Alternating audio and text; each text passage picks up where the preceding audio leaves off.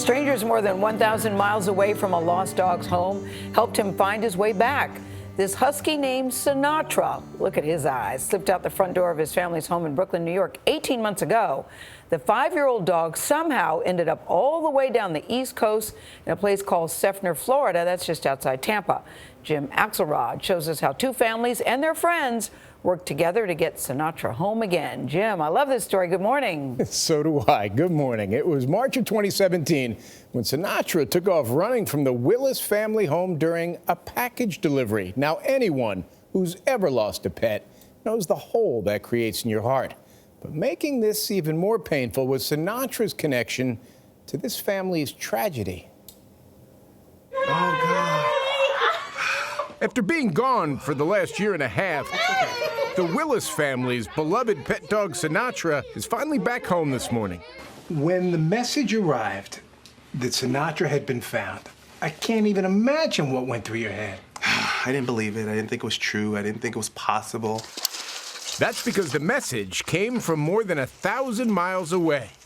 Near Tampa, Florida, 3 weeks ago, 13-year-old Rose Verrill saw Sinatra wandering her neighborhood while she was waiting at her school bus stop. He just had this thing about him that was like, I have been with a family before. I have been with a family probably most of my life. Rose and her mother took Sinatra to the vet, who found an ID chip in the dog. But some of the owner's contact information was inaccurate. With what little info they did have, the Verrill family used social media to connect with Lesmore Willis and deliver the unbelievable news. There's a piece that's back that we didn't have for a year and a half.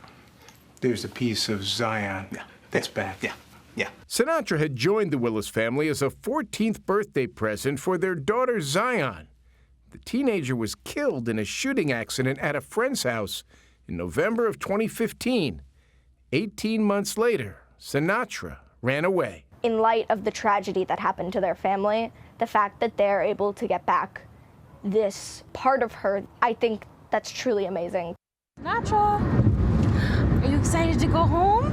What's also amazing is how Sinatra made it back home once the owners were found. Friends of the Verrills and the Willises took turns over 2 days, driving Sinatra hundreds of miles up the East Coast. Lesmore Willis drove the last leg of the trip himself. If Zion were here with me right now, she'd be saying, hurry up, Daddy, drive faster, we gotta get him. We gotta get him. He was reunited with Sinatra in southern New Jersey. Sinatra, hey. And Sinatra finally made it all the way home last night. Back to the family that sees him as a connection to Zion more than 3 years after her death. She loved him. It was obvious. They got along incredibly. They had a bond that none of us had with them up until that point. It was tough. It's still tough sometimes, but I'm glad he's back. It's a part of our family back. It would seem a big part of this story will forever remain a mystery, just how Sinatra got all the way to Florida to begin with. But the Willis family says they are content to live with never knowing, just as long as they have this link to their late daughter back, a link they had given up hope of ever seeing again. We needed a story like this today, Jim. There's so much negativity in the world. It just shows you what happens when humanity kicks in. And people work together. The good of social media here. Exactly. Yeah. Exactly. And having good friends that will drive hundreds of miles. It's a long way with a dog to here. bring that dog back. Yeah. Yes. I hate the not knowing, though. I want to know, where has Sinatra been? And you said we'll never know. We'll stay on this story. Okay. That's right. And there's an opportunity for a memoir. Sure. Yes. Axelrod, also with blue eyes, I should note. Jim Blue Eyes is Axelrod, back. old blue eyes. Back at the table.